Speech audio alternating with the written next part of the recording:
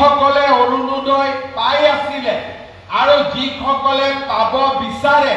এতিয়া গাঁও সভা অনুষ্ঠিত হ'ব জুলাই মাহৰ ভিতৰত আপোনালোকে যাতে সকলোৱে গাঁও সভাত অংশগ্ৰহণ কৰে আৰু অৰুণোদয় আঁচনিৰ বাবে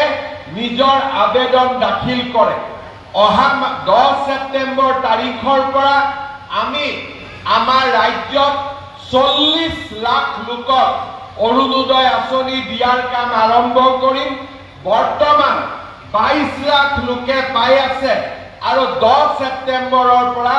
40 লাখ পৰিয়ালে অৰুণোদয় আঁচনি লাভ কৰিব সেইবাবে আমাৰ আই মাতৃসকলক মই অনুৰোধ কৰিম পাই থকা সকলেও আৰু নোপোৱা সকলে দুইটাই যাতে এই অৰুণোদয় আঁচনিৰ বাবে গাঁও সভাত অংশগ্ৰহণ কৰে।